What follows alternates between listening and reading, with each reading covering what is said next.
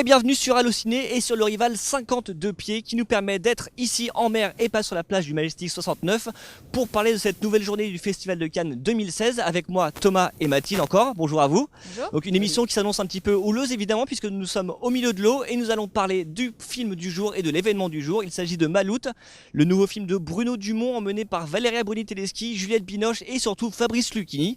Fabrice Lucchini que Thomas tu as rencontré, alors apparemment il aime beaucoup Allociné, c'est ça? Ah bah c'est ce qu'il nous a dit en arrivant parce qu'il était dans sa chambre d'hôtel, il allait faire une petite sieste je crois, mais finalement il était très content de nous voir, il a dit je refuse jamais une interview pour Allociné, c'est pas moi qui l'ai dit. Voilà, bah c'est bien, c'est à retenir d'ailleurs. À retenir, voilà.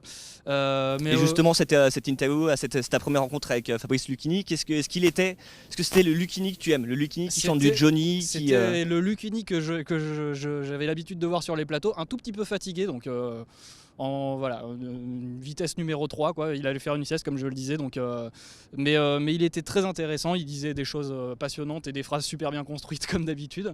Ne te laisse pas perturber par ce bateau qui bouge. Oui, c'est un peu compliqué.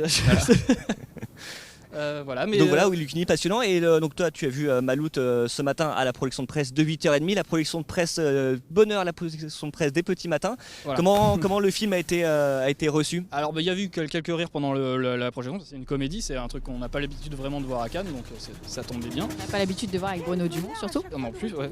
Ben, c'est Petit Quinquet quand même, sa deuxième comédie, mais il y a eu quelques rires assez timides et puis des applaudissements assez timides aussi à la fin, donc on pouvait s'attendre à une réception ça tangue. Ouais, il n'y aura pas de réception justement. Une réception dans l'eau, une réception un petit peu compliquée, mais non, apparemment ce que me disait Lucchini, c'est que selon lui la presse avait vraiment été quasiment unanime sur le film.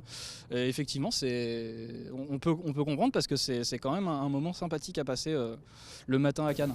Et c'est un moment que vous pouvez d'ailleurs vous aussi passer dans les salles puisque pas Petit Quinquin, non, ça c'est déjà sorti en DVD, puisque Maloute est sorti dans nos salles aujourd'hui.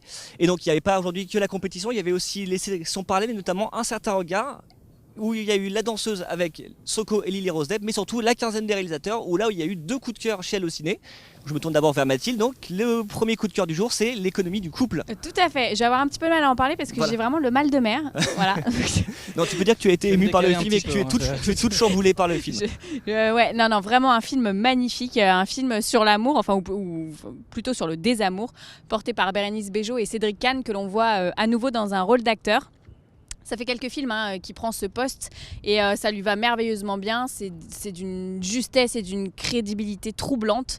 C'est vraiment un gros coup de cœur après 3 jours de festival de Cannes. D'ailleurs, c'est souvent à la quinzaine les coups de cœur. Je remarque régulièrement. C'était à la quinzaine ou Whiplash il y a 2 ans? Whiplash, c'était à la quinzaine effectivement. Il y avait Mustang l'année dernière, Petit Quinquin aussi justement. Exactement, la fille du 14 juillet. Et justement, ça tombe bien que tu parles de la quinzaine de coups de cœur parce que moi aussi j'ai eu un coup de cœur donc à la quinzaine. C'est Neruda de Pablo Larraín. Pablo Larraín, c'est un réalisateur sud-américain qui avait réalisé No, ou alors on avait un de ses films récemment, c'était El Clan si je ne me trompe pas. Et là c'est un film donc sur le poète Pablo Neruda qui est un poète chilien, mais c'est pas non plus un truc sa vie, son œuvre, toutes ses poésies. C'est une espèce de film sur la fiction comme nous l'ont expliqué Pablo Larraín, Gaël Garcia Bernal et l'autre acteur du film dont j'ai un doute sur le nom de famille, donc je vais pas essayer de l'écorcher.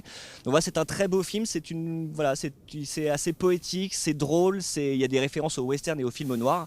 Et voilà, donc ça confirme ce que tu disais Mathilde, comme quoi des fois les meilleurs films se situent à la quinzaine des réalisateurs, même si la compétition évidemment regorge de beaux films. Et on aura peut-être l'occasion d'en reparler demain avec le film de Park Chan-wook, Mademoiselle, qui pourrait peut-être être le premier choc de ce festival. Et hors compétition, et là je me tourne vers Thomas qui normalement doit avoir des étoiles qui brillent derrière je vais les enlever parce que voilà. Lumière. Et donc, puisque demain tu vois Le Bon Gros Géant, donc le nouveau film de Steven Spielberg, c'est un peu l'événement de cette année à Cannes, enfin hors compétition on peut dire. Donc voilà, comme vous, je connais que la bande-annonce et le talent Spielberg, donc il n'y a pas vraiment d'attente si ce n'est que voilà, j'attends tous les films de Spielberg. On en saura beaucoup plus demain et surtout on devrait rencontrer le chef d'orchestre lundi matin. Voilà, et donc à cette occasion, Thomas fera la chenille sur le plateau demain soir. Voilà, mais il ne me reste plus qu'à vous remercier de nous avoir suivis, remercier Cannes Boat Service de nous avoir prêté ce bateau et permis de faire cette émission qui tangue un petit peu. Merci Mathilde, merci Thomas. Et on se retrouve demain, donc évidemment, pour un nouveau Face Cannes en mer, sur le sable, dans un hélicoptère, on ne sait pas, mais à Cannes. Bon alors maintenant qu'on est revenu à terre et que j'ai retrouvé mes esprits, un petit rectificatif. Le dernier film de Pablo Larraín, ce n'est pas El Clan mais c'est El Club. Et l'acteur principal de Neruda, c'est Luis Gnecco, que vous pouvez retrouver d'ailleurs sur Allociné. Donc voilà, maintenant ça c'est fait, on passe au bêtisier et moi je vais chercher mon hélicoptère. She longs to be with you, to hug you, to kiss you tonight.